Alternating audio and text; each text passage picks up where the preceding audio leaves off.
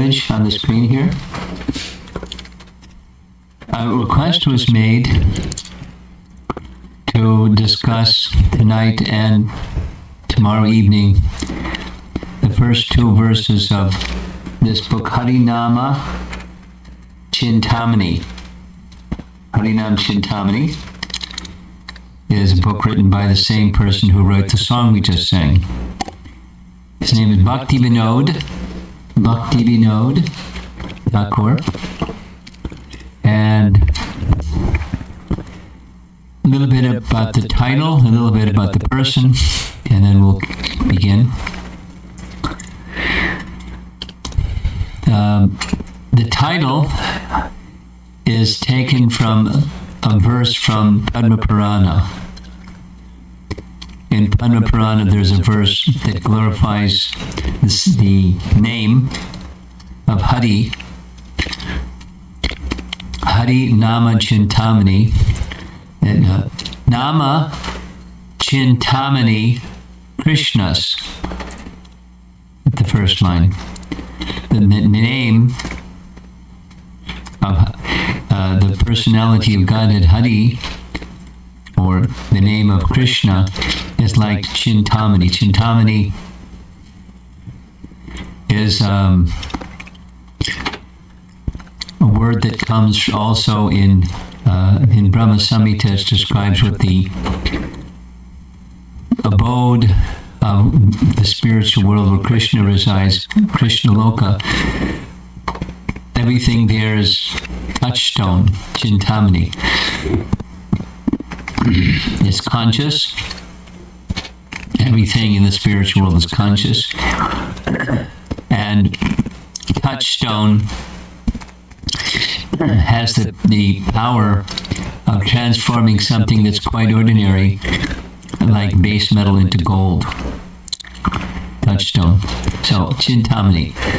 It can transform the holy name of Hari can transform something quite ordinary like us, ordinary consciousness, into transcendence. Nama Cintamani Krishnas Chaitanya Rasa Vigraha Purna Shuddho Nityamut Mukto Abhinatvam Nama Namino. Some water. Abhinatvam. Abhina means non-different. Abhinatvam is having the quality of non-difference. Abhinatvam. Nama Namino. I'm not a Sanskrit scholar by any means, but I know this much. The name and the object named. Nama and Nami. Nama is the name, and Nami is that which is named. The object is named by the name. The object and the name are non-different. Here's an example. The word water, and what's underneath this cap that won't come off right now, the object water are different. I can say water, water, water, water, and it doesn't take care of what's going on in my throat here. But the object and the name are different. Whatever, apple and the object apple, they're different. But that which is spiritual, Nama and Nami are the same. Abhina, non-different. Abhinatvam Nama Namino. So, Purna Shuddho, the name is always pure. Nitya Mukto, it's always in transcendence. Chaitanya Rasa Vigraha, it's a form, the name has form. The name has form.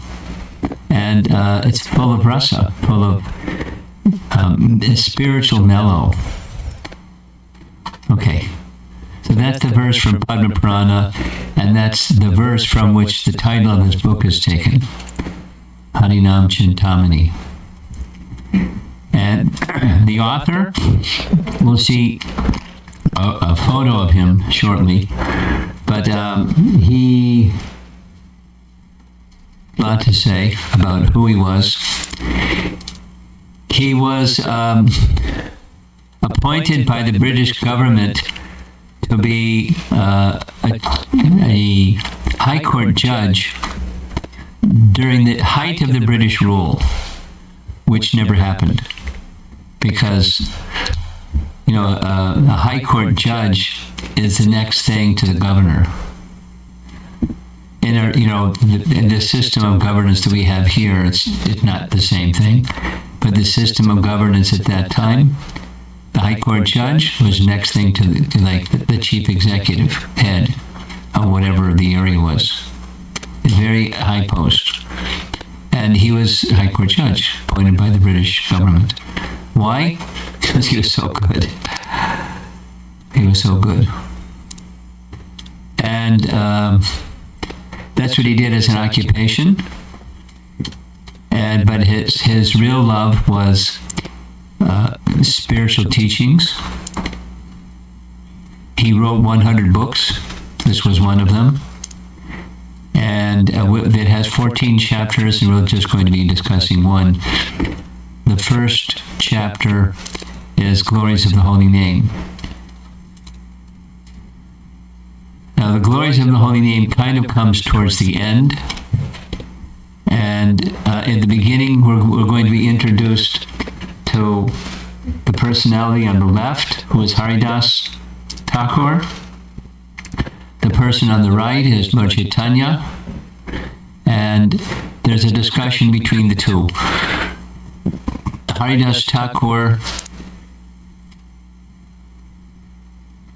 was the chief teacher, the Acharya, for the chanting of the holy name, although he wasn't even born he was born in a Muslim family, born in now Bangladesh, in a Muslim family. But from childhood, somehow, he was attracted to chanting the holy name of Krishna. And many of us, we chant the holy name of Krishna, the Hare Krishna Mahamantra. So he also chanted the Hare Krishna Mahamantra. But he chanted about 16 times what we do. He chanted 3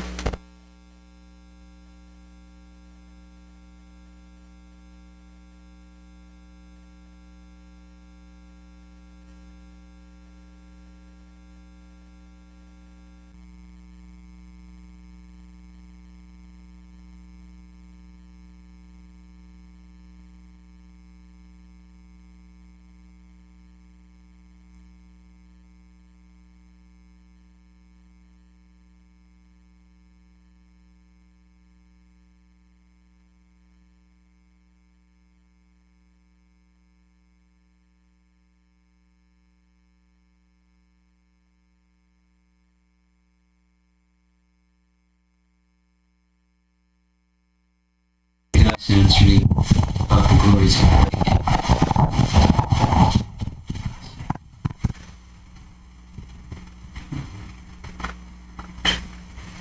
A heart-melting conversation between the most munificent Lord Chaitanya and the exemplary Acharya Srila Haridas Thakur,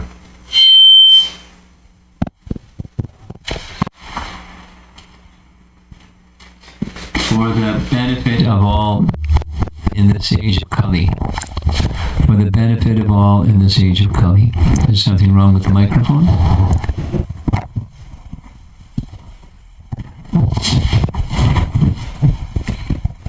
Here's something written by his son, Bhaktisiddhanta, about this book and about Haridas. Sri Gauranga Dev, that's Lord Chaitanya, delivered the fallen souls, preached humility through Rupa and Sanatan. These are 2 of his chief followers. He taught humility through them, detachment through another, his associate in Jagannath Puri, Sarup Damodar, tolerance through Haridas Thakur. Tolerance through Haridas Thakur because people were envious of him. Because he wasn't high-born like some of them were, but he was honored more than they were. And they were envious of him. And he was living during the time of Muslim rule.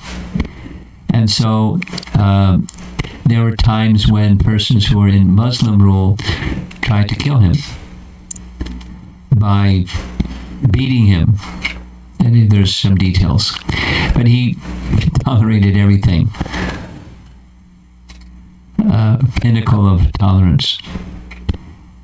And self-controlled through Ramananda Roy. That's another person who we spoke a little bit about yesterday. According to the statements of some devotees, Mahaprabhu, that's Lord Chaitanya, preached about his pastimes through these devotees, Sri Rupa, devotional service through Sanatan, the glories of the holy name through Haridas Thakur, and love of God through Roy Ramananda. We have no argument in this regard. Okay. That's just a little background on some statements about Haridas Thakur.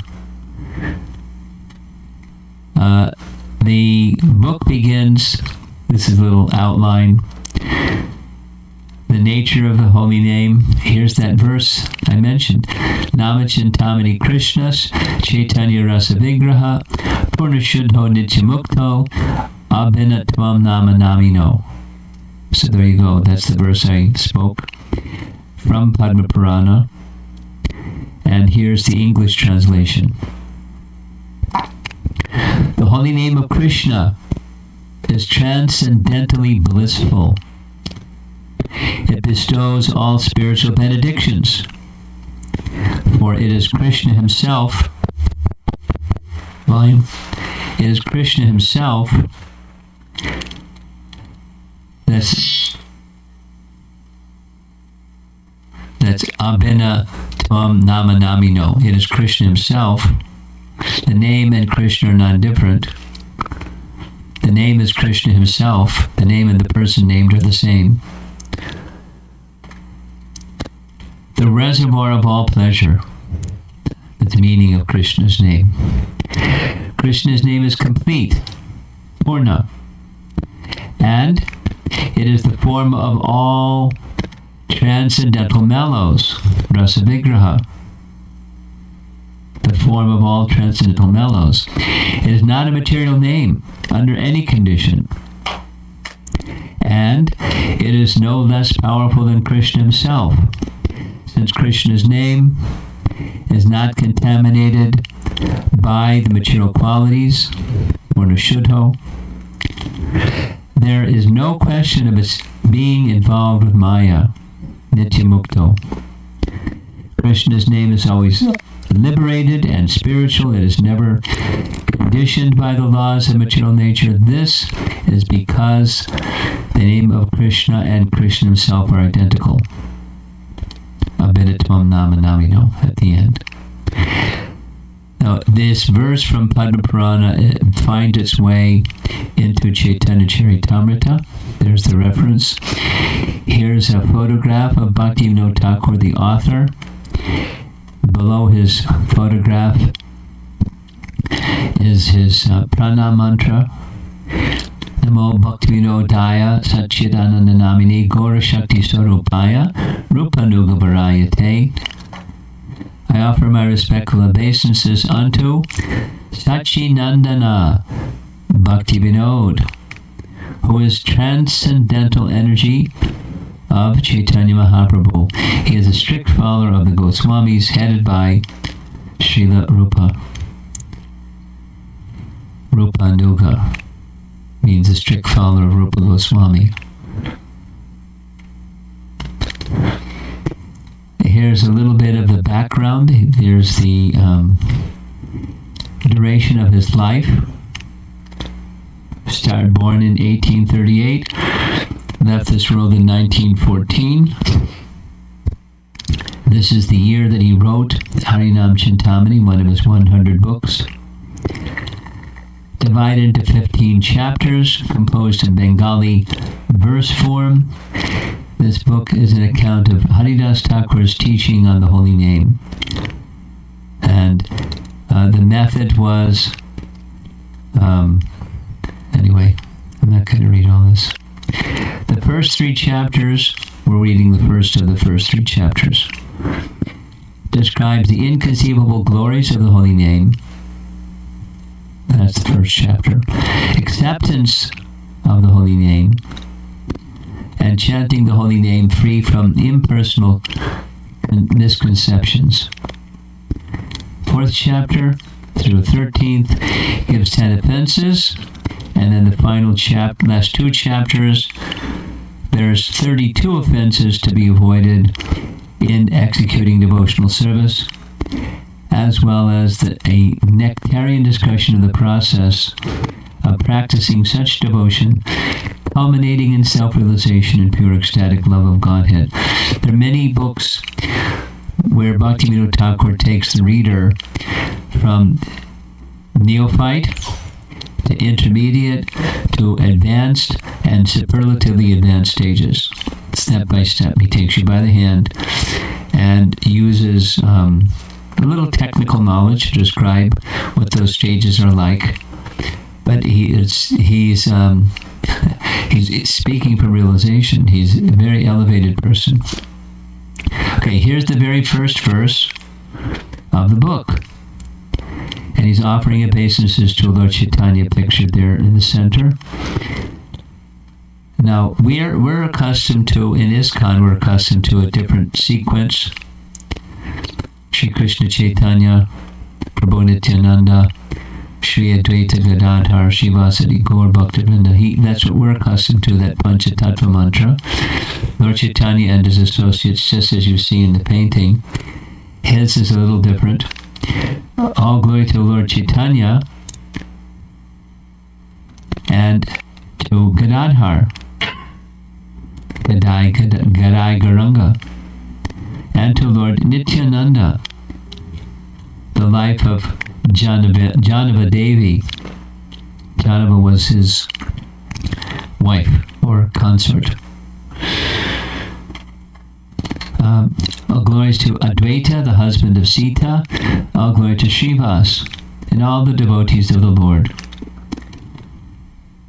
Srivasadi Bhakta Gana.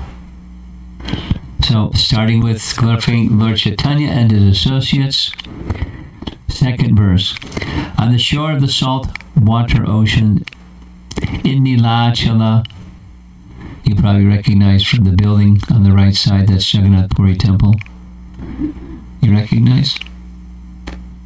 Jagannath Puri Temple. So it takes place in Jagannath Puri, that discussion. In a beautiful temple, the Supreme Personality of Godhead descended to this world and assumed the form of a wooden deity, Jagannath, to deliver the conditioned souls. He gives both happiness and liberation. In this holy abode, Lord Chaitanya stayed at Kashi Mishra's home to bless the human race and to teach the heart of the true religion meant for Kali Yuga. The true religion meant for Kali Yuga means the chanting of the holy name. Lord Chaitanya, I was in the Potomac Temple for their Sunday program, and a young American person came up to me after the class. I was heading for the car, and he said, "I'm kind of new. Could you tell me who is Lord Chaitanya?" So Lord Chaitanya is the one who delivered the chanting of holy name. I mean, it was in the scripture, but he proclaimed it and taught it profusely, widely, and effectively. It's the primary means in this age for achieving spiritual perfection. And he quoted scripture to support that teaching. Harir Nama, Harir Nama, Harir Nama, Eva Kevalam, Kalo nastyeva, nastyeva, nastyeva gatiranyata. Devotees that have been around for a while, they know that verse like anything because we hear it all the time. Harer Nama, the name of Hari, 3 times. Kalo, in this age of Kali. Na asti eva, nastyeva. There isn't an alternative, there isn't an alternative, 3 times for absolute emphasis. So it's what he taught. He presented the teaching in a comprehensive way. We see this painting as he's by the shore of the ocean, and you can see in the background in the upper left, that's the dome of the temple. And Lord Chaitanya is going here and there with his associates in the evening time, expressing his love for Krishna in a mood of separation from Krishna. One day, after bathing in the sea, Lord Chaitanya met Haridas Thakur under a Siddha Bakula tree. Now this is a diorama, a 3-dimensional depiction of Lord Chaitanya sitting with Haridas. The Siddha Bakula tree, a little story behind it. When Haridas came to reside in Puri, because Lord Chaitanya was in Puri, he was feeling very humble, and he refused to go into the temple. They wouldn't have let him in the temple anyways. So Lord Chaitanya gave him a place to stay that was, he could see the chakra on top of the temple from where he was sitting. And every day it was his worship of the deity to see the chakra and offer his respects to the chakra of the deity of the temple. Lord Chaitanya came every day, brought prasad from the Jagannath temple that was given to him, and he brought it for Haridas. And one day when he came to see Haridas, it was very hot in the summer, and one of the items that Lord Chaitanya had with him was Jagannath's toothbrush. Did you know Jagannath had a toothbrush? Jagannath has a toothbrush. Now, the toothbrush is a branch of a tree that was still green, and about as thick as your finger, about that thick, little thicker. And they just soften it at the end. And what they do is they offer to the deity every day a new toothbrush. It's just a branch of a tree that's softened at the end. It's made so it's kind of spread out. And they distribute it as deity paraphernalia.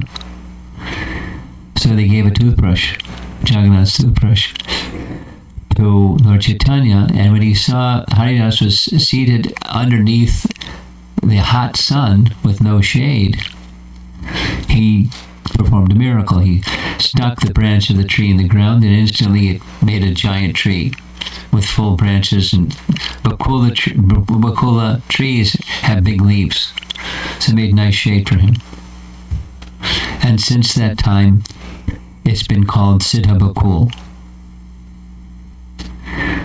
And there's a graft of that tree still there. The original trunk is now just a broken old stump. And next to it is a graft from the original tree. Siddha Bakul. So if you go to Puri, I had this experience. If you go to Puri and you ask people, where's Haridas Thakur's ashram, they don't know. You ask them, where is Siddha Bakul? Oh, that's where it is. So that's why he's referring. Under a Siddha Bakul tree, happy at heart, he, Lord Chaitanya, earnestly asked, how may the conditioned souls be easily delivered? Now, he's the deliverer of the conditioned souls, but he wants to hear from Haridas.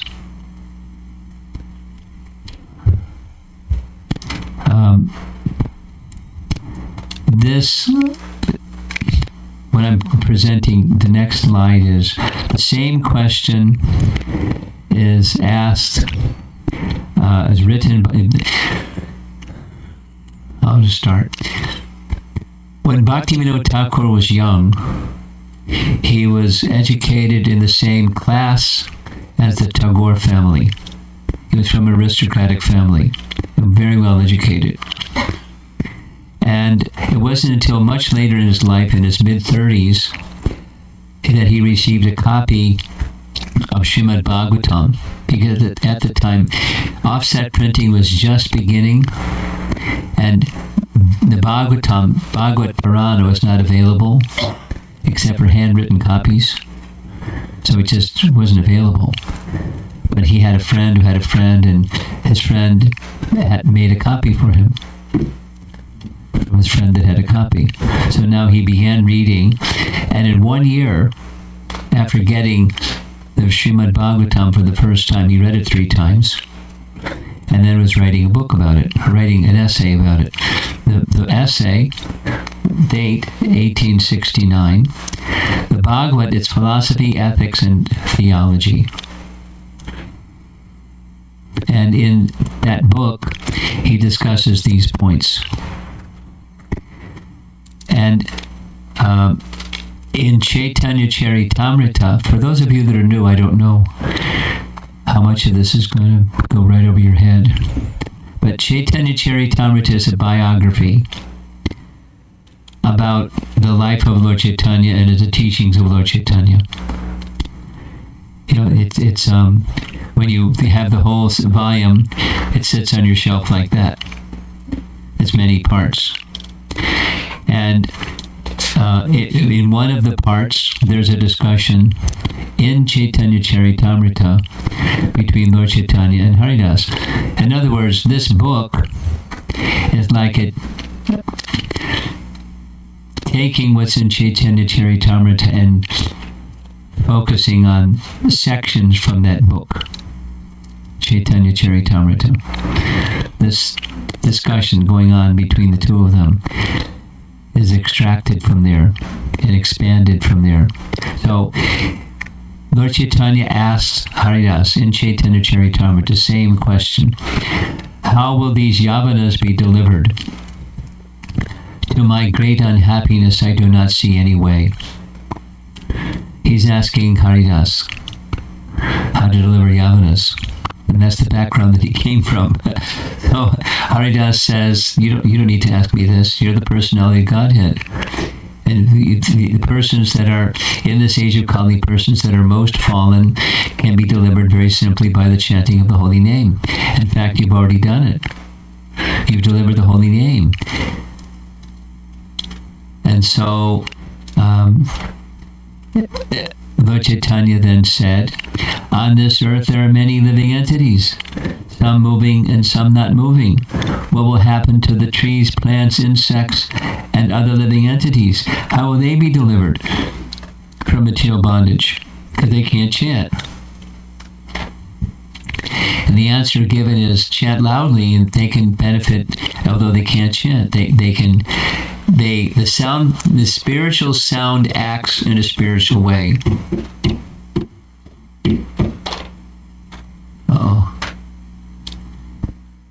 I'm looking around the room to see if there's any plants in the room. Many homes there's a plant. Yeah. Oh, there's one right there. Okay. Home. There's a plant. So when we're chanting, like we were before chanting, there's a spirit soul inside that plant. There's probably some other living entities around here too. At least there's microbes and other, hopefully there's no coronavirus living entities floating around. But wherever there's something alive, there's a soul within. And the sound of the... What is going on? What happened? It's...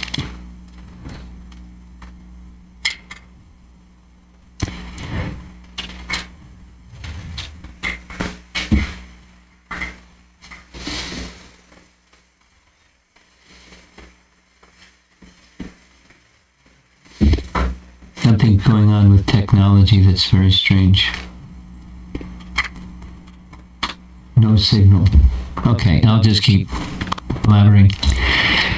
Spiritual sound acts spiritually. It doesn't matter the life form. Consciousness of a soul. Consciousness of a soul that's within a human body is more evolved.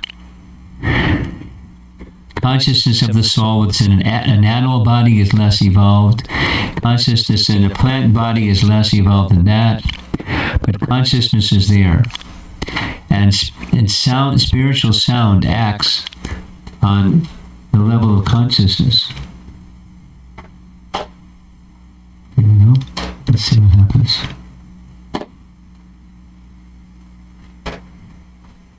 Okay, look at that. Came back again. So Lord Chaitanya's question was, okay, human forms of life can be delivered by chanting. But what about lesser life forms? How can they be delivered? And the answer given is by spiritual sound. Same principle. So the humans can show compassion for other life forms by sound vibration that's heard by those other life forms.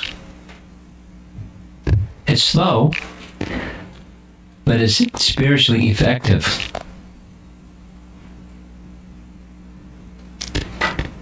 And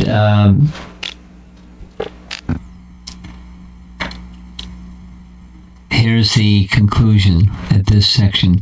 You have reached the loud chanting of the Hare Krishna Maha Mantra, and in this way freed all moving and non-moving living entities from material bondage.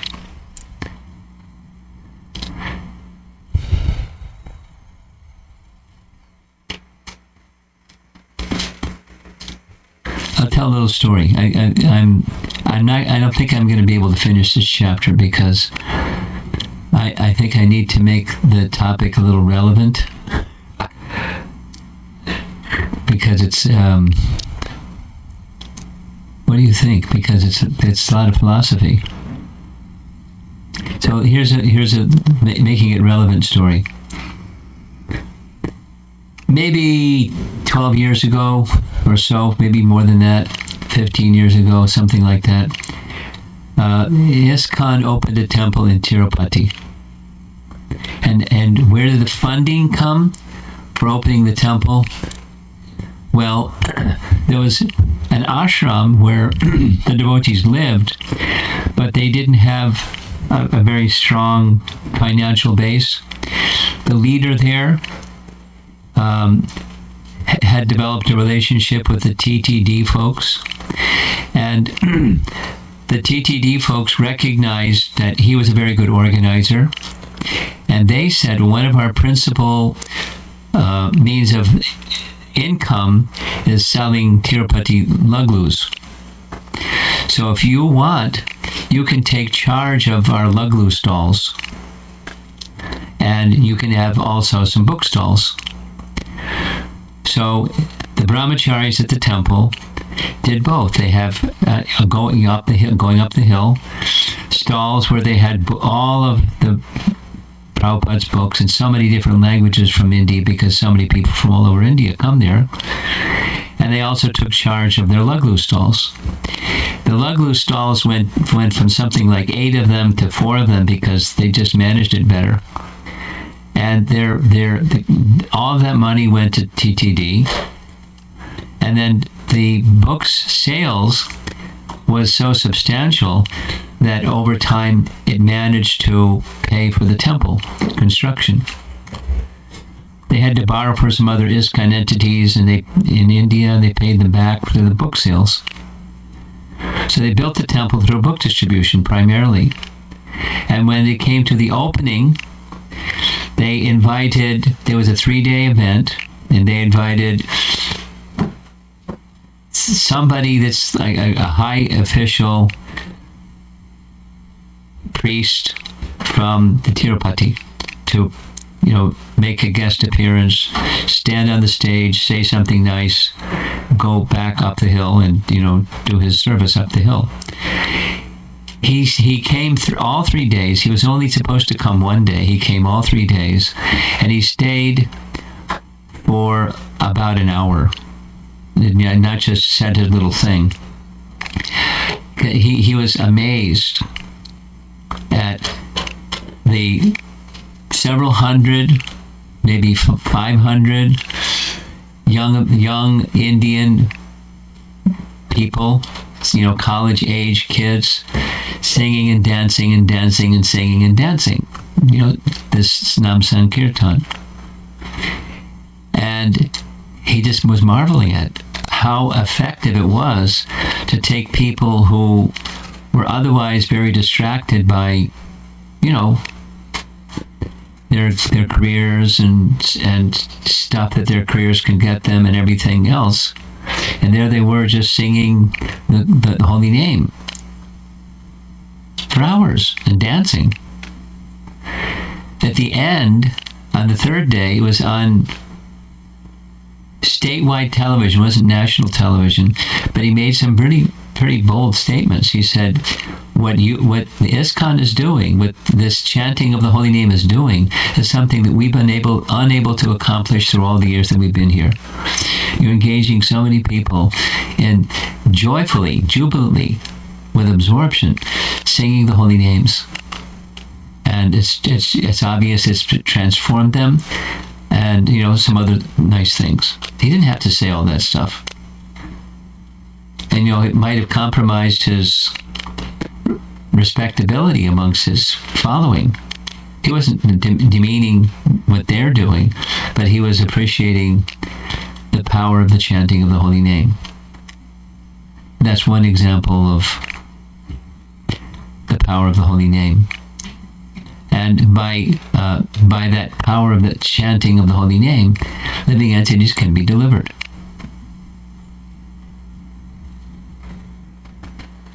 So that was his question. This is in Chaitanya Charitamrita. Now we're going back. Here's a footnote to his own book. Bhaktivinoda Thakur wrote something that we saw earlier. From Ramananda Roy. Ramananda Roy is pictured on the left painting. He was an appointed person by the king who became governor of that part of Prataparudra's kingdom. And he was a Vaishnava, a very elevated Vaishnava named Ramananda Roy. From Sri Ramananda Roy's mouth came the description of the rasas. Sarvabhauma Bhattacharya is not pictured here. Descriptions of liberation came from him. Rupa Goswami is pictured in the center. The analysis of different rasas. And from the right side, so these are persons that spoke very eloquently on certain spiritual topics. From Haridas came the glories of the holy name. Okay. Here's that same image again. Haridas was asked, how are the Yavanas going to be delivered? Humility. Weeping and weeping, and the hairs of his body erect, and humbly grasping the Lord's feet, saintly Haridas said, Master, your pastimes are very deep. I am very poor. I have no wealth of knowledge. Your feet are my only wealth, O Master. What good result will you gain by suddenly asking this question of such an unfit person? And it's a natural response from one who's elevated, is that they're very humble. Natural. Loving obedience to God begins with humility. Humility is not thinking less of yourself, but thinking of yourself less. He goes on, you, Haridas speaking, you are the Supreme Lord Krishna. To deliver the conditioned souls, you have descended to Navadvip. Please be merciful. Please be kind. O Lord Gora, please protect me. Please make my heart blossom with happiness. Your names have no end. Your transcendental qualities have no end. Your form is an ocean of bliss. Your pastimes have no end. Please be merciful and allow this sinner to relish the sweetness in them. You are the Supreme Lord Krishna. To deliver the conditioned souls, you have descended to Navadvip. I think we read this. Oh, yeah, that's just the image across the top. Lord Chaitanya on the right, Krishna on the left. Yeah, that's what's going on. Next verse. You are the spiritual sun. I am a single ray of your sunlight. You are the master, I am your eternal servant. The nectar of your feet is my wealth of pleasure. My desires rest on the nectar of your holy names. There's the Bengali. Oh, Master, I am fallen. How will I know what to say? Still, I must obey your command. The words you place in my mouth, I will happily speak. I will not try to judge their virtues or faults.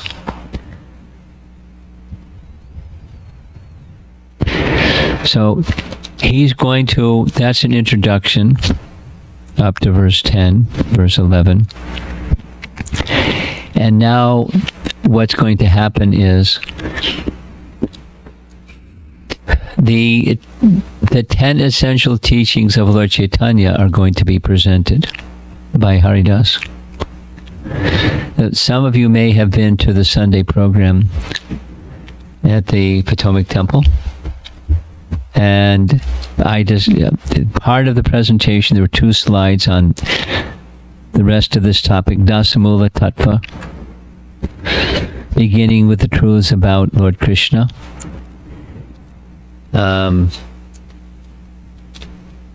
There's 10 essential teachings in Lord Chaitanya's teachings. The conclusion of them is the importance of the holy name. So it's a lot of philosophy.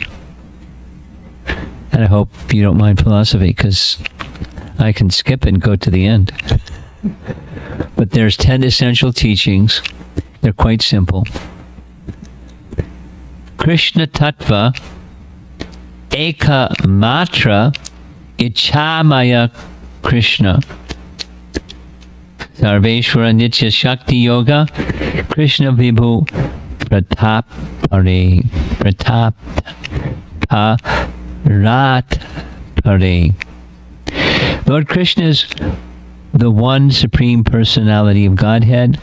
There is no other. His every desire is always fulfilled. He is eternal. He is the master of all potencies. He is greater than the greatest. Now the image that's on the right is a pastime where Krishna was showing to Lord Brahma. When Krishna was in Vrindavan, he was taking the role of a cowherd boy. We all know that one. When he was very young, just 4 years old, he was looking after... How old are you? How old are you? 6? How old? He's 6. Think back when you were 2 years younger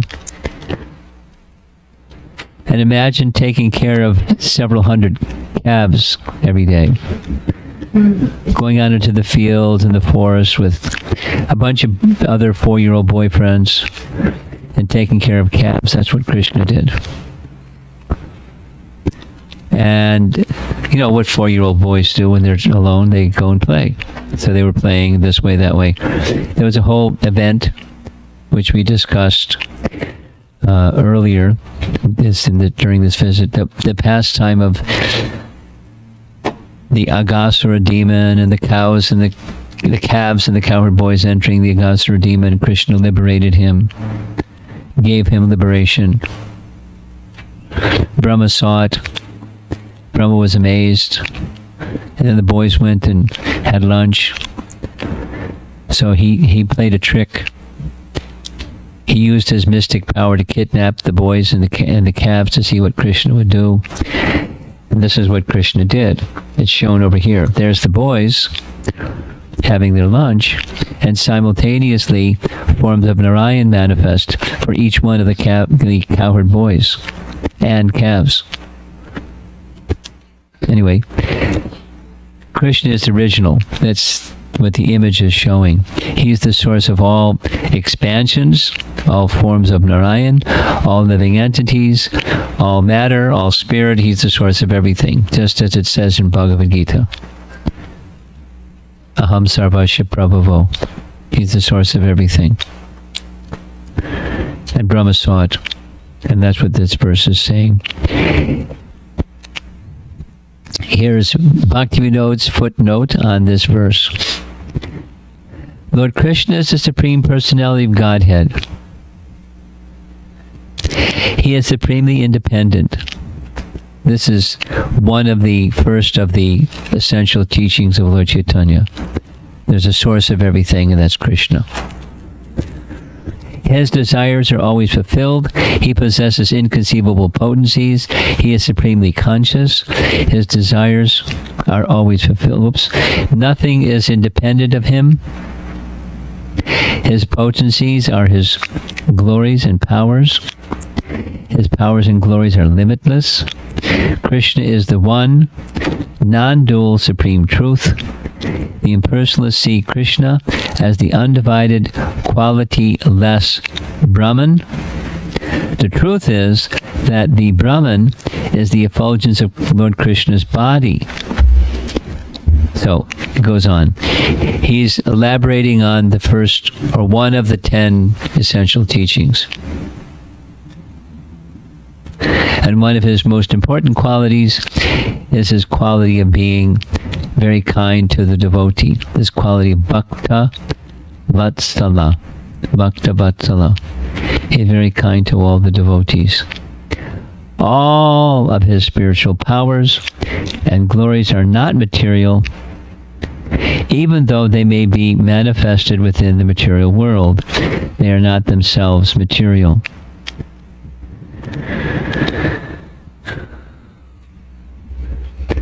I'm a little concerned about audience attention because I'm on slide 22 and there's 80 slides. And I don't think everyone's going to be restless. So I think I'm going to fast forward and then we'll have some discussion. I'm going to fast forward towards the end. I'll summarize these essential teachings. The first of the 10, this is from our class at the Potomac Temple.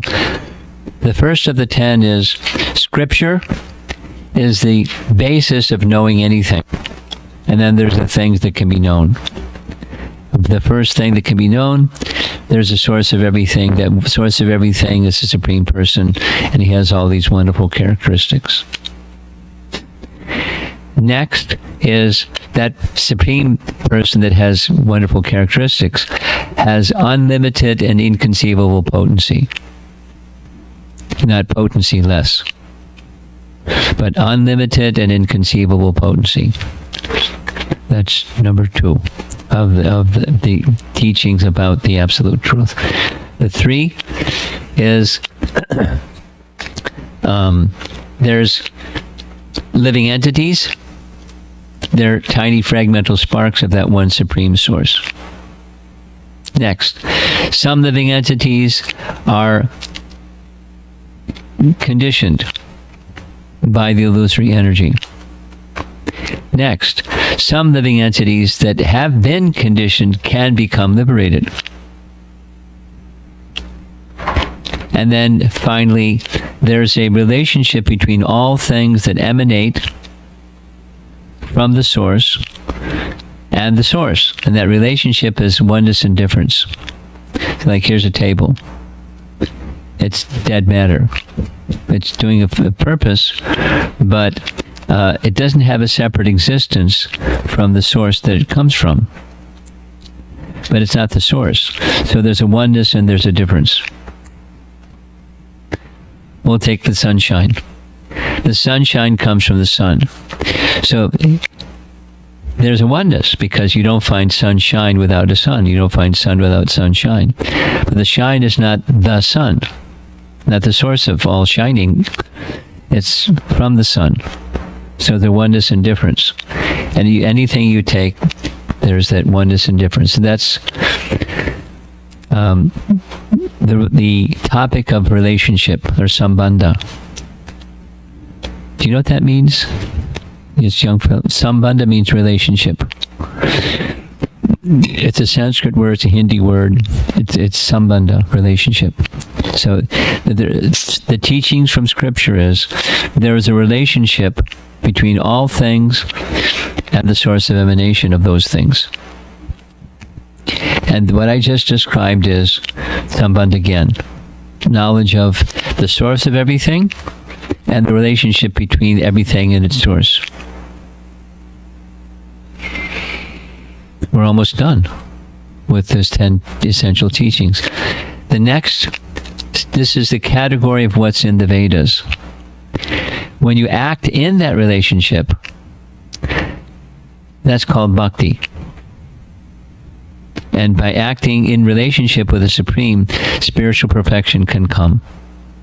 The whole of Bhagavad Gita is teaching yoga, which means making a connection with the source of everything. When it's in its perfection, acting in that relationship, that's bhakti.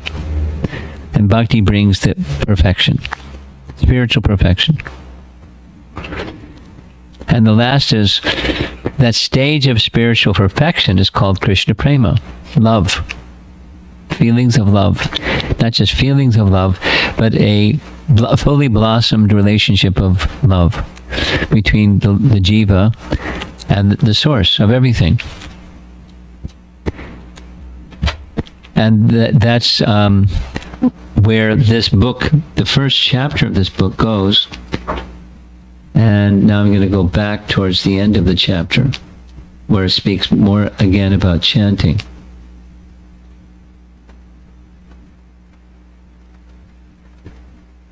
Because I think that's what we want to do.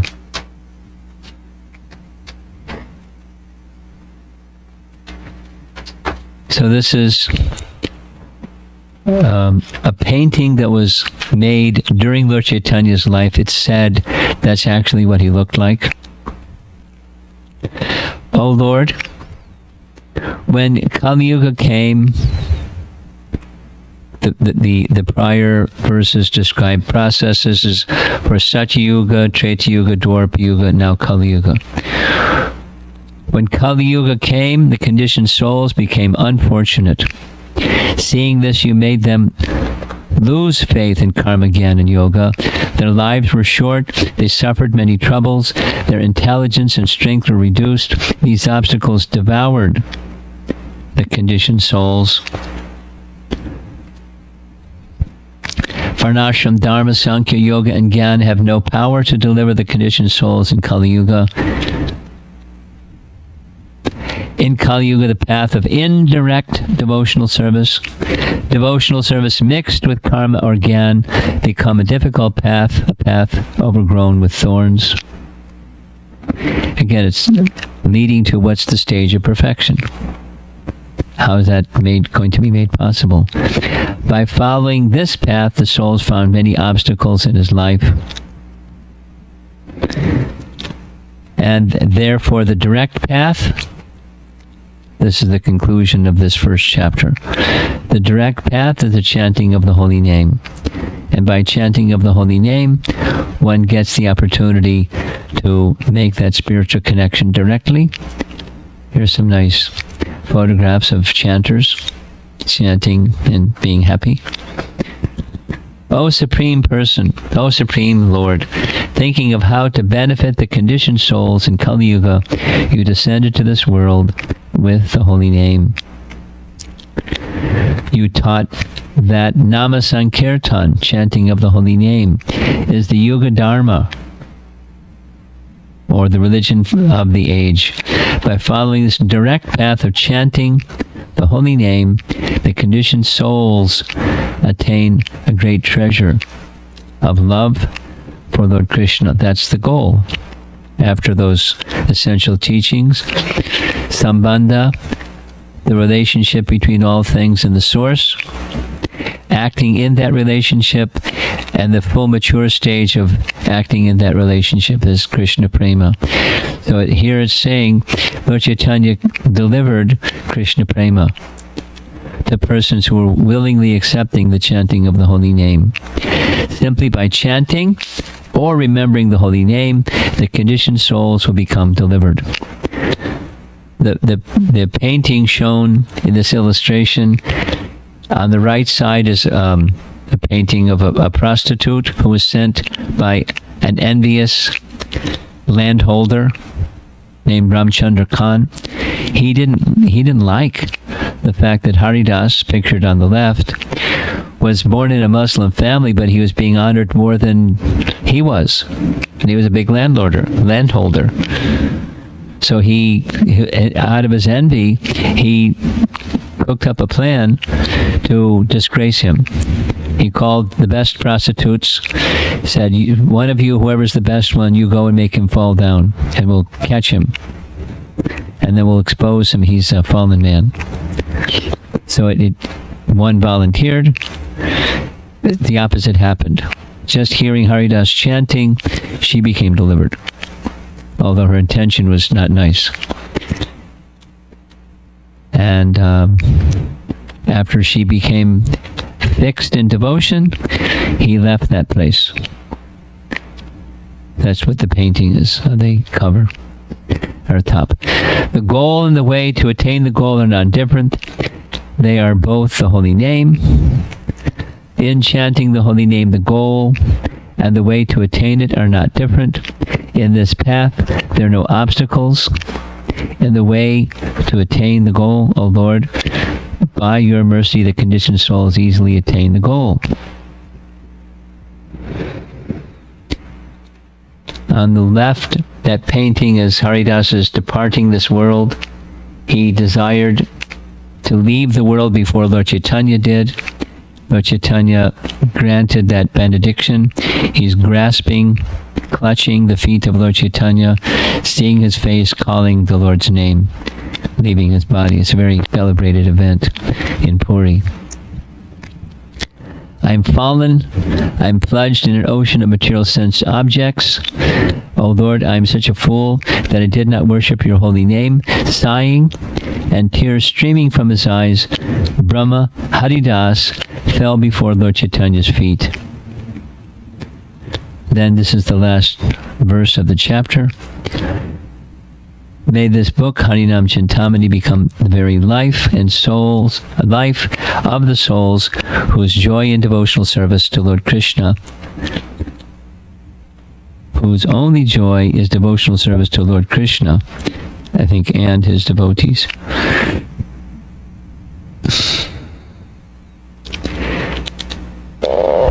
So the intention was to give some inspiration for chanting, because I understand some of you have, since my last visit, have begun chanting and appreciating what's coming from your chanting of the holy name. It's something very simple, but it's also something very powerful. And if in the quiet time of the day is set aside, when the busyness of life is put to the side, and in a sanctified condition of body and sanctified condition of mind, one tries to just immerse oneself in the holy name, then you'll experience some transformation from within. It can be fast, it can be slow, it can be intermittent, but the effect is definite. So I guess those of you that started chanting, I'd like to encourage you to continue. Those that have not yet begun chanting can consider, because there's two things that go very nicely together. The chanting has an effect of cleansing the heart. And when the heart becomes cleansed, it's important to have one's activities guided in the right direction. So that's where reading Bhagavad Gita and reading scriptural texts, devotional texts come. It helps to guide activities. So those two go together, making the heart cleansed and having activities guided. Because life gets complex sometimes, and how do you decide between this and that? Do I turn left or turn right? What do I do? So there's guidance that comes from scriptures. It's not that all last little details of every little decision we need to make is answered, but there's principles that are found. And one who regularly reads will get that direction. The one who regularly chants has a heart that's purified, and that direction shines through. It's a very nice combination.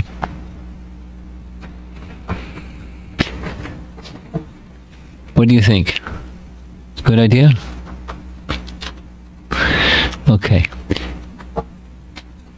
Let's see if there's some discussion, and maybe that'll be the best part of this evening, is our time discussing any obstacles that you come across when chanting, or realizations, or something you would like to share from your experience or what you heard. Remember this Thursday, there's a celebration going on all over ISKCON. It's celebrating the appearance day of Lord Chaitanya, very special event. And lots and lots and lots of kirtan and other stories about his life. And his loving exchanges with his devotees.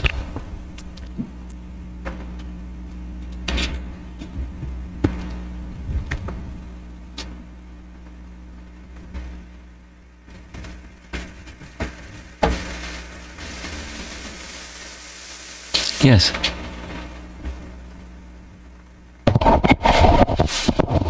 Hare Krishna, Guru Maharaj. So, I think since birth we are heavily relying on the form of the Lord. Like when we visit the temple, we see the Lord, and but I was not personally inclined to hear as a sound, as the form, like hearing the sound. That faith was not there. But when I came to Krishna consciousness, as I am chanting, it is slowly cultivating, but still I don't see the full-fledged on it, but I am learning on it. But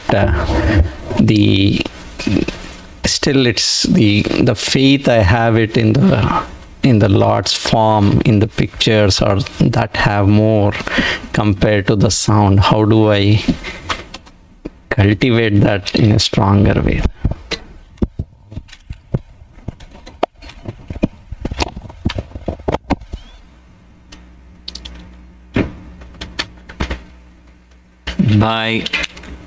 By following the great souls. Here's something we've been speaking about Bhakti Vinod. His son was a great acharya also. His son's name was Bhakti Siddhanta. And Bhakti Siddhanta wrote the following. With our tiny mind, it's not possible for us to understand the non-difference between the name and the person. It's not possible because, he didn't elaborate this way, but it's not possible because it's transcendental and the mind is not transcendental. That which is beyond the range of the senses and the mind cannot be understood by the mind. Then he indicates the method whereby it can be understood. The method whereby it can be understood is, he says it in his very eloquent way. He says that when the sound is chanted, the tendency is, the conditioned tendency is to think of the sound like any other sound, that is a material sound. And that won't be changed until one actually hears. He uses the expression with a spiritual ear. And the sound then he gives the example, just like a child may have their ears pierced, and in their ears, as the ear may be pierced by wearing some ornament on the ear, so the spiritual sound can pierce the ear. And the piercing of the ear into the spiritual ear requires great attention. So the obstacle for us, not just for you, is we're using our material senses and material mind. With our material senses, we can see the deity form. With our material senses, we can hear a material sound. And with the deity form, we can see form. And we can relate to that as form. But the sound has effect, but we don't relate to the sound having form, because we're hearing with the material ear. So how to get beyond the covering? He uses this phrase, the sound effaces the material coverings. Efface means just like coins that rub together, and over the years and years and years, the face that's on the coin is gone because it's become effaced. So the coverings become effaced just by prolonged, careful, attentive hearing. And if one isn't careful and attentive, then the effacing is going to take much longer. So that when one hears with the spiritual ear, when this cleansing is sufficiently complete, then one can perceive the form of the name. That's a higher consciousness experience. So back to your question.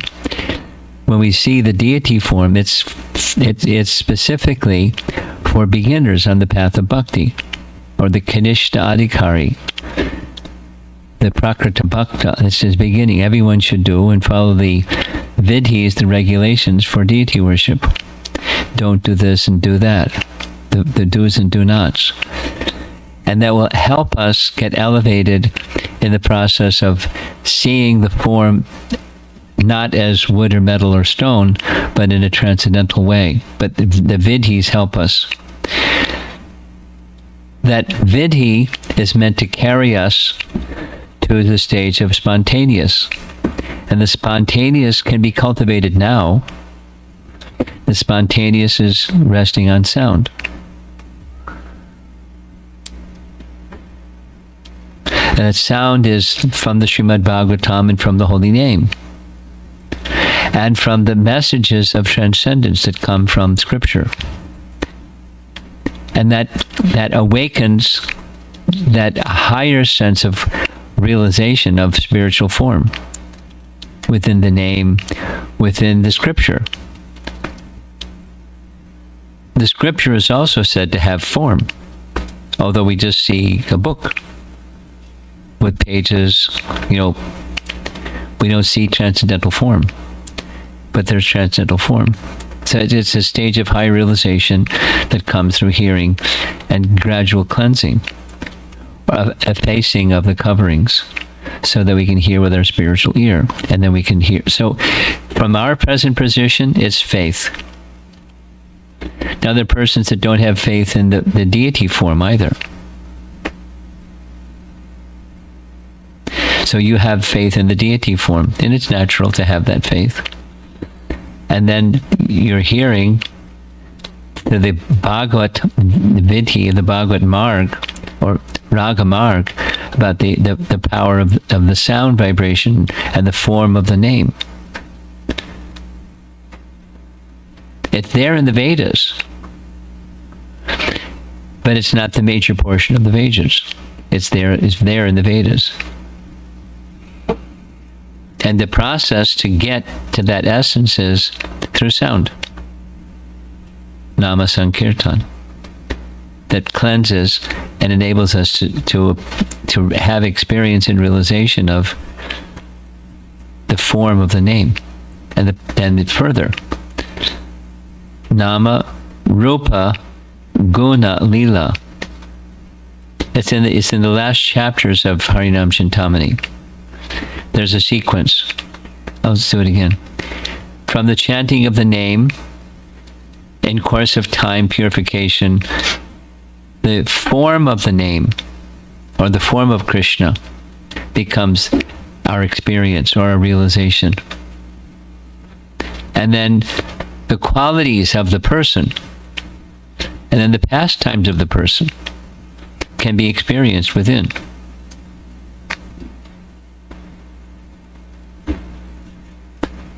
And there are circumstances where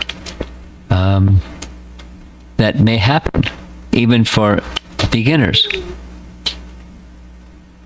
And there are stages when that happens on a more regular basis.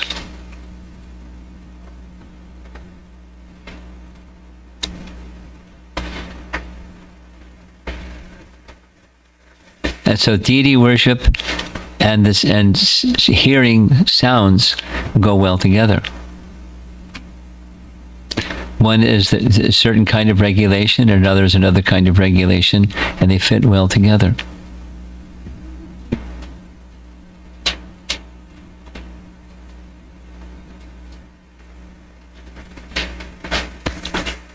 I'm in the process of editing. This is just adding to what you just, the response to what you just said. I spent about 3 hours this morning editing the transcriptions of some lectures I gave long ago on Brahma Samhita. And one day, who knows, it will be a book. In the section I was editing this morning was recounting a visit to Vrindavan, and some of you who have been around for a while, you know who Dinabandhu is. Dinabandhu is a disciple of Prabhupada, lives in Vrindavan, and he's a Brijbasi. I mean, he was born in America, but he's a Brijbasi. He doesn't just speak Hindi, he speaks their language, whatever, it's Braj or Bridge or something. They love him and he loves them.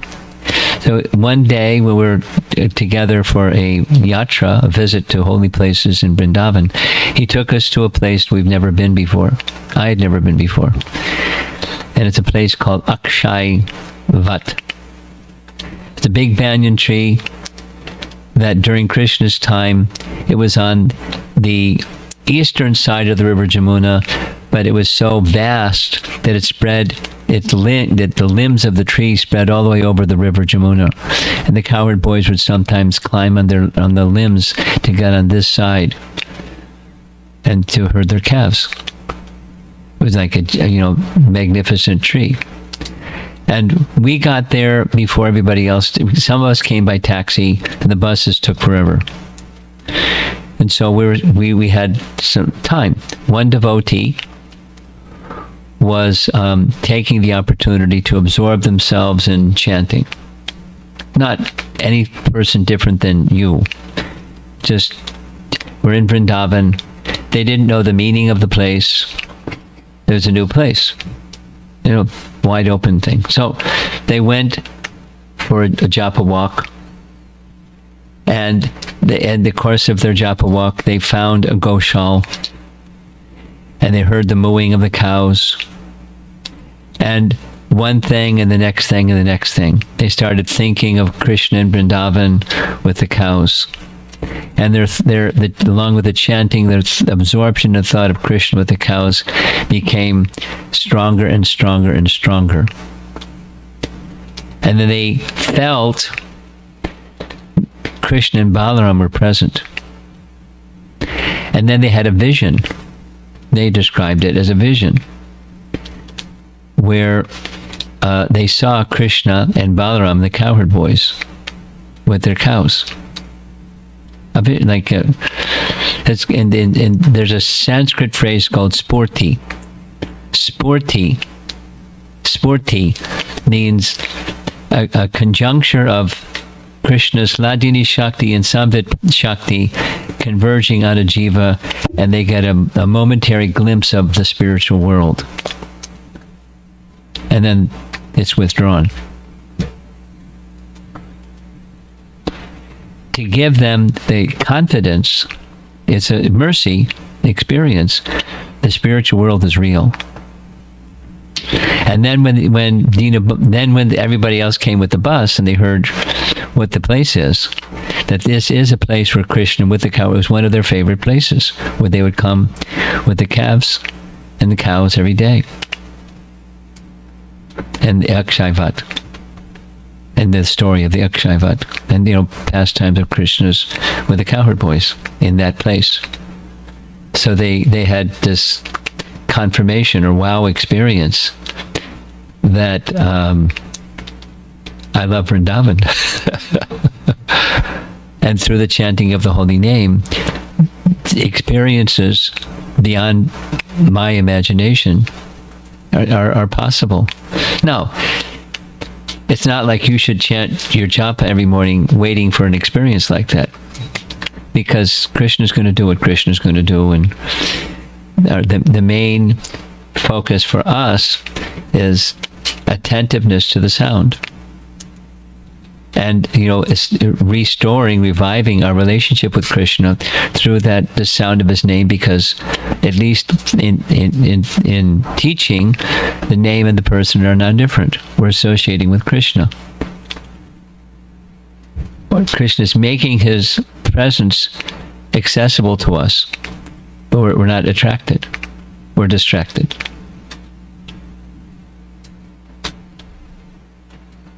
But that's the path. That's the process. So one need not be in front of the deity. One needs the holy name, which can go with you anywhere. But that it's a merciful process that opens the door to the spiritual world. And we're far from there, but that's the process. And Krishna may encourage any one of us, or may test any one of us to see how determined we are.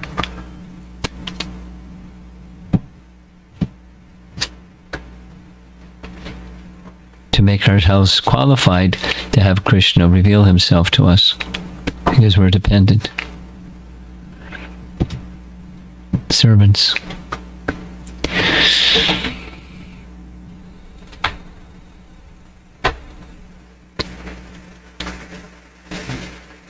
Anything else?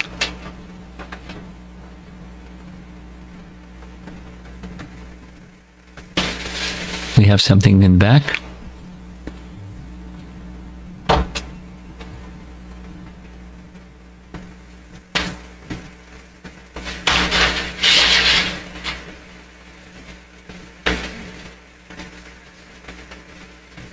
You're on. You tapped it. It's on. Try it out.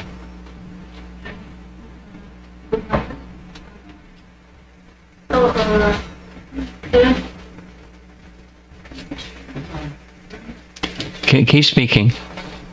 There are three questions which is I'm reluctant to ask, but today Got some courage. the first thing is the tolerance, second is the philosophy feeling, and third one is the passion. What is that kind of status is tolerating? So I'm not able to understand that. So being a woman, so there are a few things where the social and the personal responsibilities which compel to tolerate on something. So I'm not able to understand what is the tolerance in the spiritual world, what is the tolerance in a social world. Being a woman, I have to face. Yes. So whenever I heard Santosh Thakur, so I don't get it. Here very attentively, I don't understand what is he tolerating, and why at the end, on the previous slide, why at the end, why Hatta is saying that he is not able to focus on the Lord's name. You just threw like 10 things at me at once. Yeah, And Maharaj. I'm having trouble catching them all. But let me pick a few of what you tossed out, and I'll probably miss some of them. What's one thing you said about 4 times was, what was it that Haridas was having to tolerate? Well, like everyone that has a material body, he has to tolerate having a material body. Because material body has miseries. So he has to, he had to tolerate. And he was tolerating. But in addition to what everybody has to tolerate because we're having a material body, there were persons who were envious of him. And they did mean things. Some just spoke harsh things. Some beat him. He tolerated whatever was going on. Now, that isn't to say, that's a requirement for you, but that's a quality that he had. You follow? If somebody comes and starts beating you, it's not like, go ahead, beat me. But that's what Haridas did. It doesn't say, my point is, he was at the pinnacle of tolerance. So your question was, what was he tolerating? He was tolerating the material existence because he belongs, and he understood that he belongs in the spiritual existence. But here he is. And because he's such an elevated person, people were envious.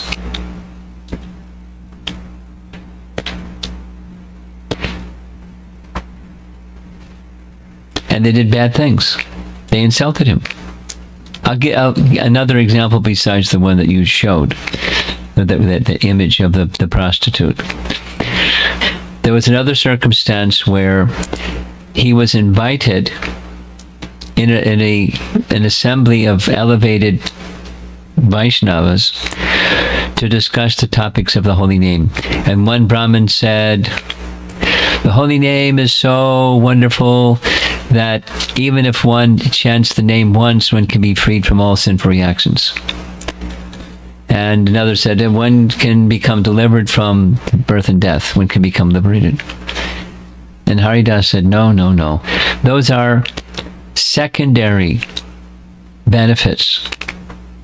And the primary benefit is awakening love of God, which is far beyond ending sinful reactions and getting liberated. Far beyond. And then there was another Brahmin who was envious. And he said, I challenge you.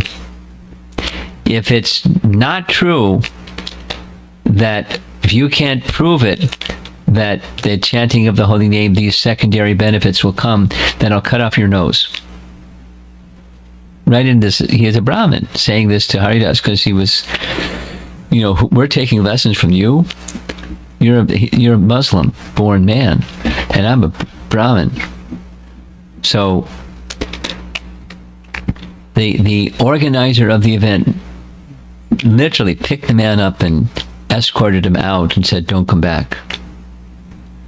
Later, that person became inflicted with leprosy, and his nose and fingers fell off. But Haridas explained, here's the scriptural reference that says, this supports what I said. These are secondary. It's not primary. And here's the scriptural references. So he was learned in the scriptures, but he wasn't a Brahmin, wasn't a big scholarly person. He just had realizations and some touch with scriptural understanding, glorifying the holy name. So he was tolerant of being insulted harshly. I'll cut off your nose. He said, I'll cut off my own nose if it's not true. Then he gave some references, the man. So, there are things in this world, there's duality in this world. Sometimes there's honor and sometimes there's dishonor. He had to tolerate. Sometimes it's severe, sometimes it's mild, but it's always something. Just live in this world, you have to be tolerant. I mean, you have to experience onslaughts. And he was the emblem of one who was tolerant.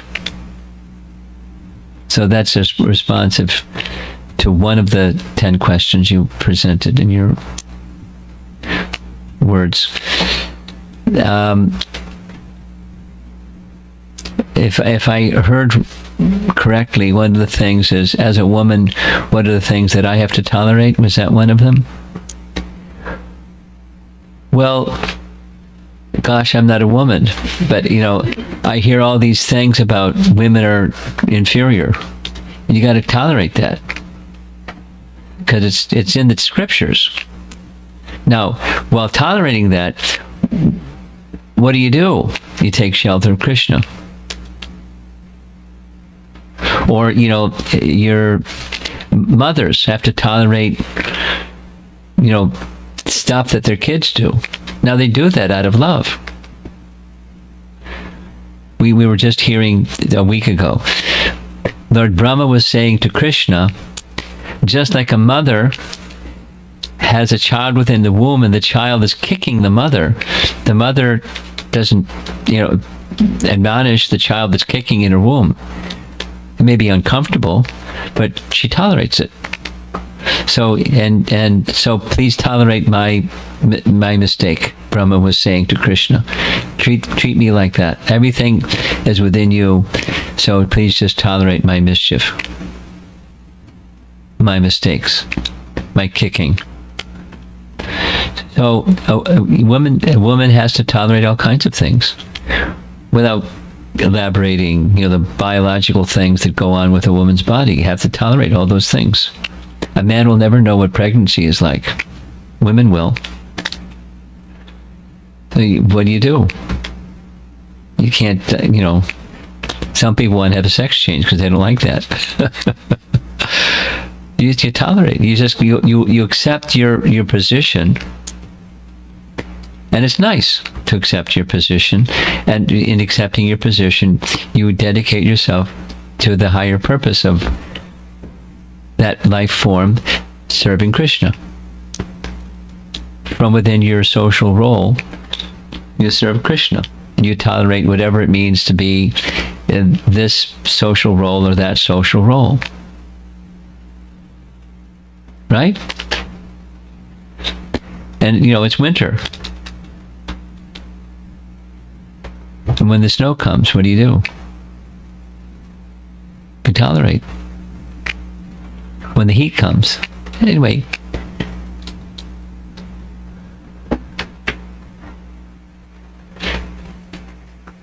Withdraw the sense of happiness from the temporary and invest your sense of happiness with transcendence. Now, another thing is, why is he saying these things like I have no attraction for the holy name? That was another part. That's his humility. He certainly has attraction for the holy name. It's his life. He has attraction for the holy name. Why is he saying that he doesn't? It's his humility. He's not pretending. He's feeling. I have no attraction. He's feeling that. Great personalities. There's this understanding that Sanatana Goswami writes. The stage of prema is nurtured by utter humility. The stage of prema is nurtured by utter humility, and utter humility is nurtured by prema. And thus they're both a cause and effect, mutually. So elevated souls that reach a very elevated state of consciousness, they're amazingly humble. And that's where it's coming from. He's not speaking a lie. He's speaking what he feels, and he's feeling very humble.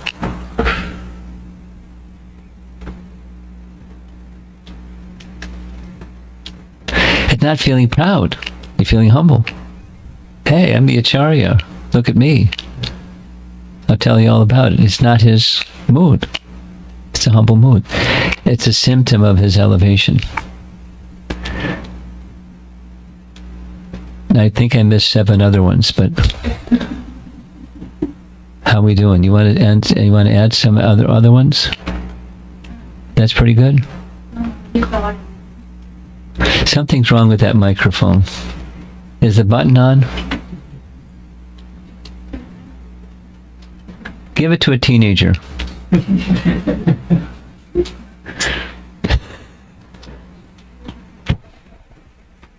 Anything else?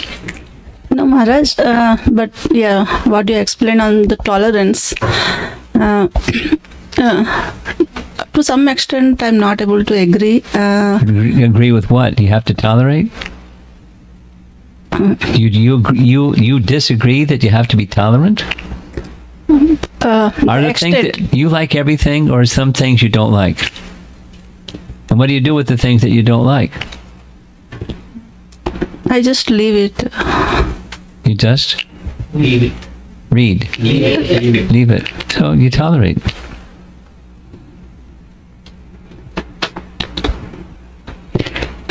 Try to understand the principle. The principle is looking for happiness in duality is foolish. It's a fool's paradise. So tolerate means I'm not looking for happiness over there.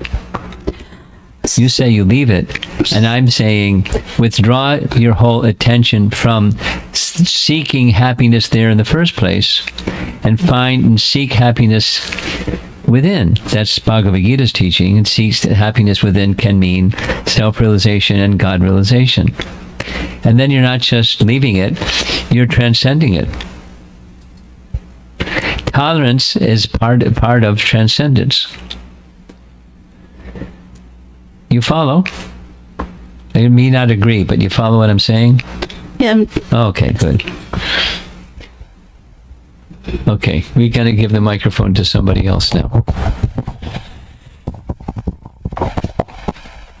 Anybody over here?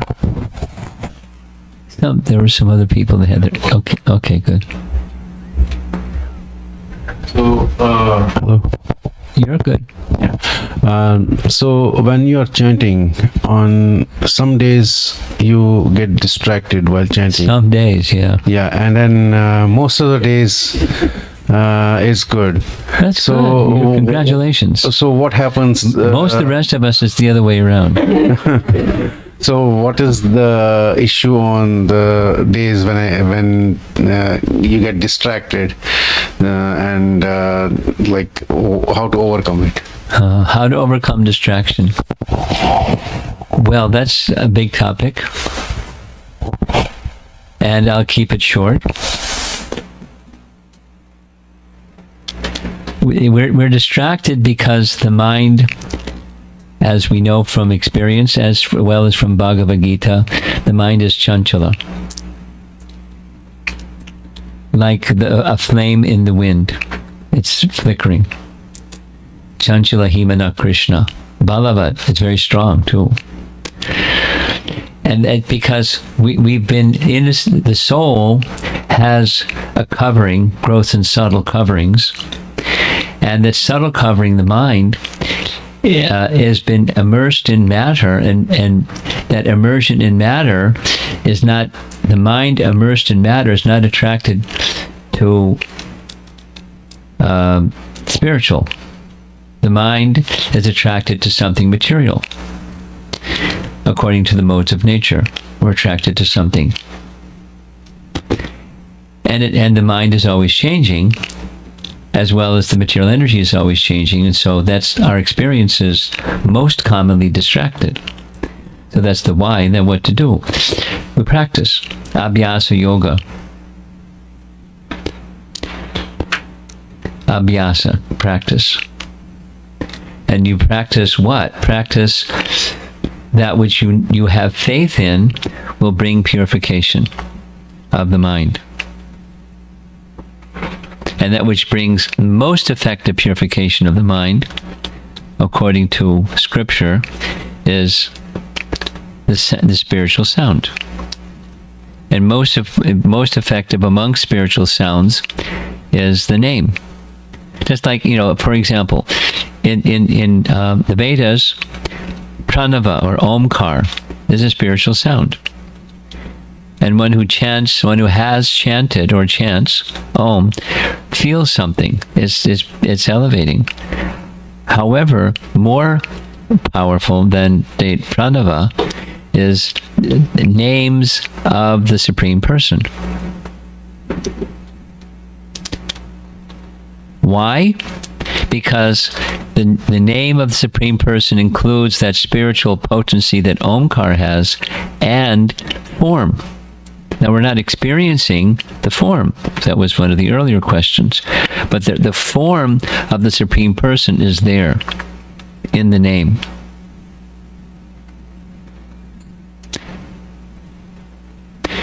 The mind isn't used to that. The distraction is because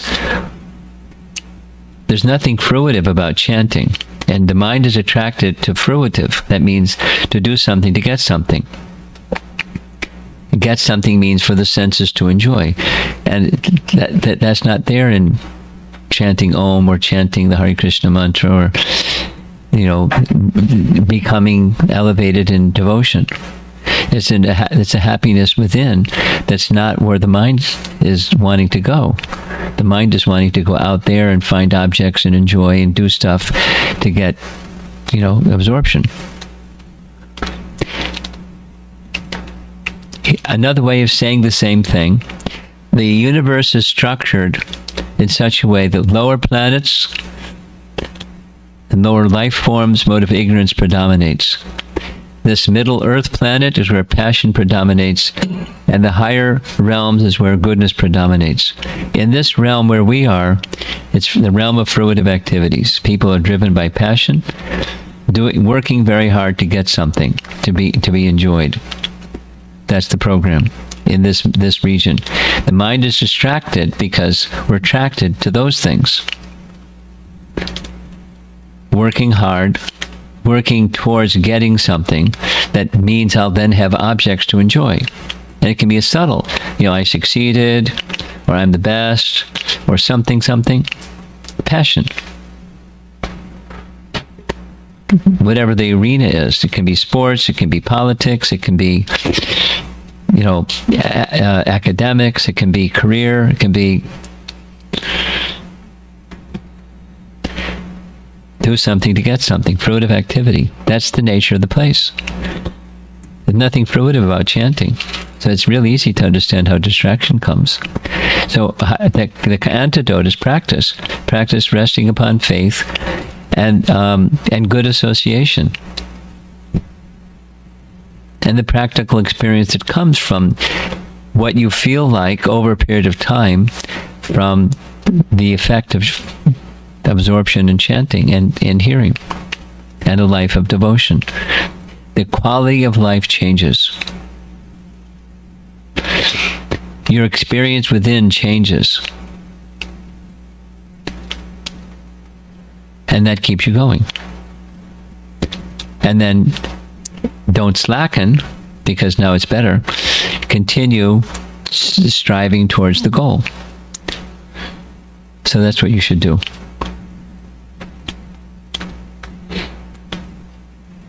You're very fortunate that you're largely focused and sometimes distracted. You're way ahead of most of us. Nice going. Anything else? Do you have something online? No? Okay. So, Maharaj, one question. I think I was reading Lilamrita, and when we hear Srila Prabhupada, some of his realizations, and with those realizations are like for the Maha Mantra as well, he commented saying that even though everything is bad, since Maha Mantra is there in that newspaper, so the news is, I think he said it is pure. So that kind. It's elevating. It's not pure. Yeah. But go ahead. I won't edit. So when I read that, it was very profound for me, and it helped my chanting for a few days, having that realization. But Keep reading. so I think we have that bubble for a US. I know that it is. I know the question. How do we stay up instead of going up and down and up and down? No, I think how can I best use of that? I know that it is going to die off after a few days, but when I have that kind of it, how can I best use of it? Make a written, journal. Make a written statement and go back and review. And it's not going to be the same even when you go back and review. But if you, as you become spiritually elevated, those special realizations and special moments, they impact you even later, just by refreshing your memory. And, perhaps even by speaking about it today, maybe tomorrow morning your japa is going to be back up there again.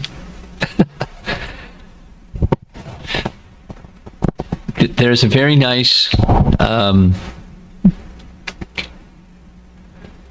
lecture, I guess, sharing that Burijan's wife made she was explaining exactly what I just said. The unsteady bhakti is one of the stages of bhakti. It goes up, and then it goes down, and then it goes up, and then it goes down, and then it goes up, and then it goes down, like a sine curve. So when there's some up, remember those. Write them down, capture them somehow, go back and revisit them. But it's just, that's largely to encourage you to continue on the path, not necessarily that you have that same realization again. It's to help you, help strengthen your faith in the process, because the newer experiences are going to be newer experiences. What I'm saying here is, it's not exactly what Burijan's wife was saying, but strong faith in the process of devotional service will carry you further into the process of devotional service. Faith in the process will carry you further. So remember those experiences so that your faith is nourished, and allow for new experiences. That is, your relationship with Krishna is ever fresh.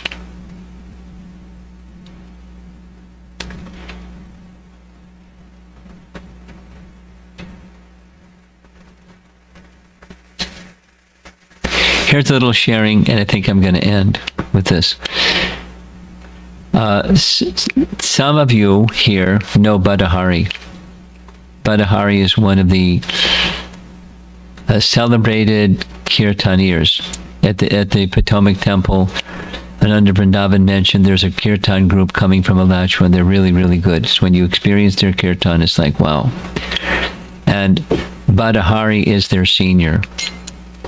He's Prabhupada disciple. He loves the holy name, and people love his kirtan.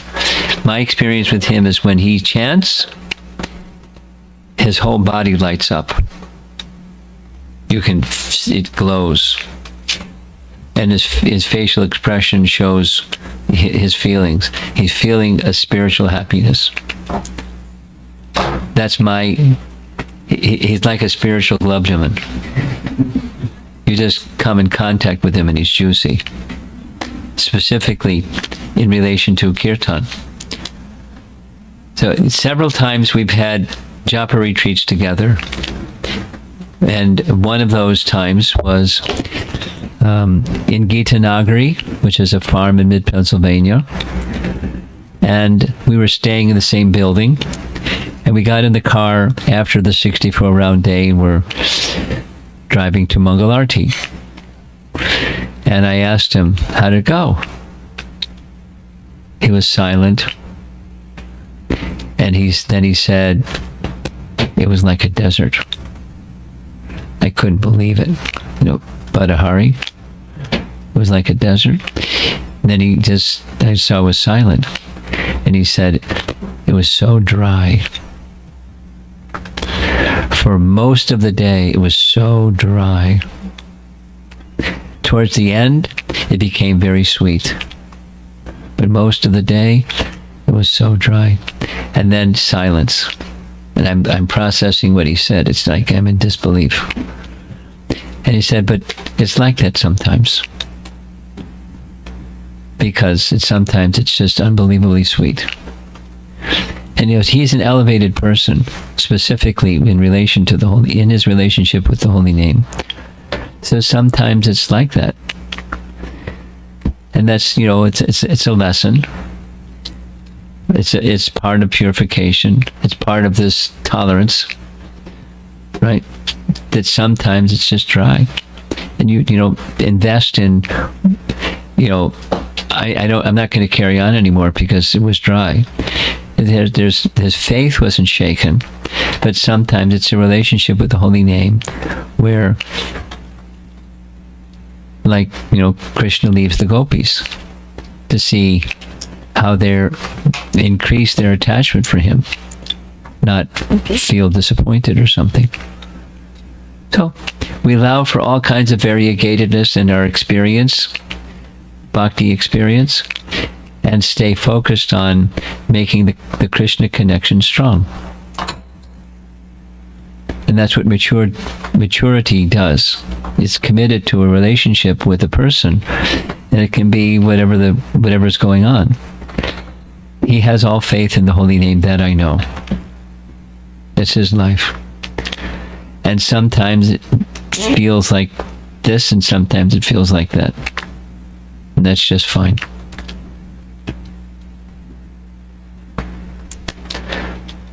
Okay. Srila Prabhupada Ki Jai.